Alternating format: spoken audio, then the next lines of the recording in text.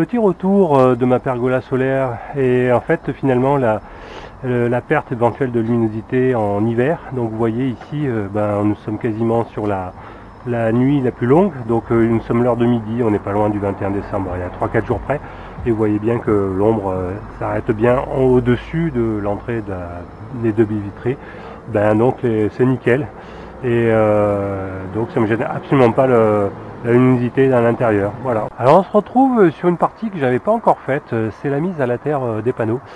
Alors comme vous savez, j'ai deux strings et qui se rejoignent, on va dire, au niveau des fils, au niveau du pignon, et donc ce que j'ai décidé de faire, c'est plutôt une topologie en étoile. Donc j'ai fait passer, alors j'ai mis à la terre avec du 1,5 carré en rigide, et puis voilà, vous passez bien derrière, et j'ai concentré ici dans une première boîte de dérivation, et là ici c'est concentré dans cette deuxième qui reçoit aussi les 6 autres panneaux, et puis ça descend derrière à la terre qui est reliée à l'onduleur. Donc sur l'expert, il y a un petit paragraphe qui est pas très clair, qui vous dit que pour certaines technologies de panneaux, il faut pas mettre à la terre, normalement sur du monocristallin, polycristallin, il faut quand même le faire. Enfin bref, je mettrai en encadré le texte en anglais, en mauvais anglais, donc qui peut introduire le doute sur la nécessité de mettre à la terre les panneaux. Bon, néanmoins, j'ai démarré, ça fonctionne bien, ok, avec cette terre, et mine de rien, c'était une bonne chose de faite. Vous voyez, j'ai directement attaché avec un écrou. Alors je vais mettre quand même un peu d'isolant parce que c'est de l'aluminium et mes boulons malheureusement sont en zinc. Donc pour éviter une oxydation, je vais anticiper un peu le fait et mettre de l'isolant dessus pour éviter un peu ces oxydations liées à l'humidité ou à la pluie. Alors j'avance peu sur mon projet de photovoltaïque. Premièrement, j'ai beaucoup de boulot à mon travail, et puis j'ai chauffé une putain de crève. Alors c'est pas le Covid, mais une bonne grippe, donc ça m'a bien séché quelques jours.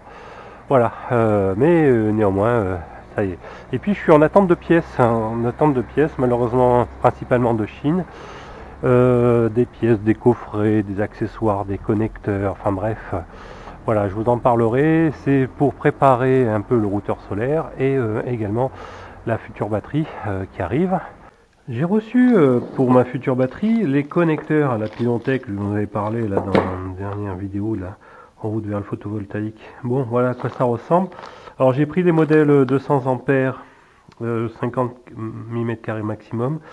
Donc ça c'est ce qui sera attaché dans le caisson et vissé au niveau du caisson batterie, d'accord. Et puis donc ça va traverser, cette partie là va traverser l'OSB, je vais le faire en OSB, et puis vous voyez, alors c'est du diamètre, une vis, ça doit être du diamètre 8 ou 10, je sais pas, je vous dirai exactement. Et puis vous clipsez, hop, et voilà, ça y est, et puis vous appuyez pour relâcher le truc. Bon bah écoutez, ça a l'air pas mal.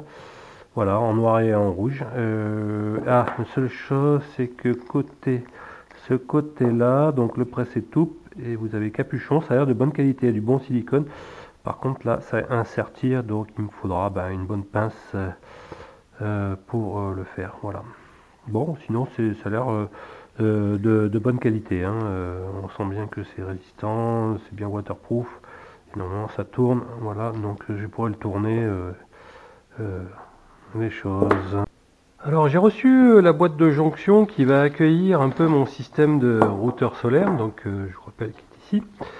Voilà, avec le SP32DA Mini, le PSM. Il me manque la pince DC qui arrive, et puis j'ai installé déjà les gros radiateurs attachés sur les deux triacs, et également en attente une vis pour attacher la terre. Et l'idée c'est d'aller installer un peu les choses de cette façon là.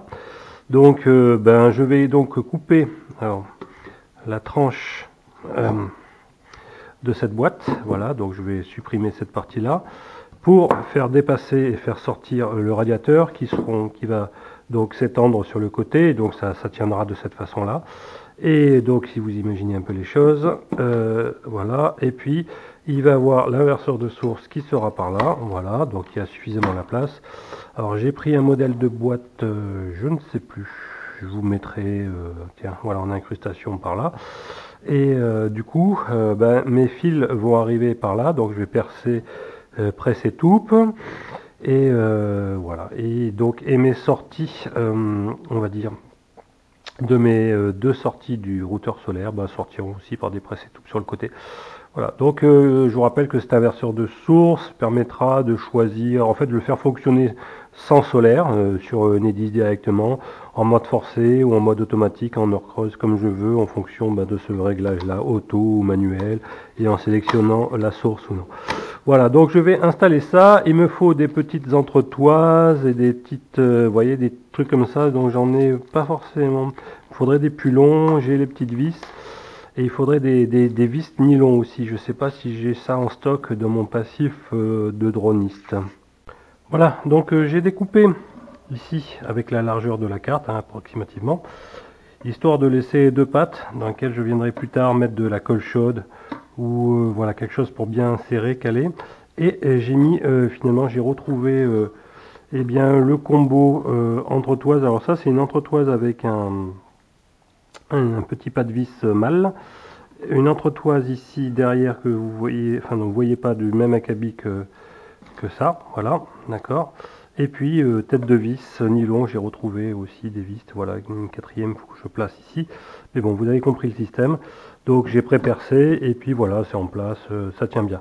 Donc il me reste entre guillemets à faire un peu la même chose.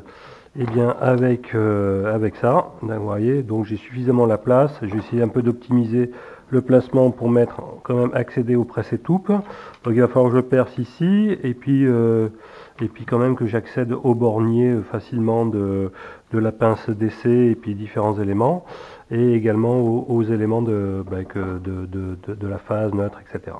Bon, enfin voilà, ça avance et puis on pourra remettre le couvercle sans aucun souci. Voilà, voilà comment ça va faire. Ça va faire sympa. Je vais évidemment faire un carré, découper un carré pour accéder au bouton auto manuel et puis le déclenchement manuel de l'inverseur de source.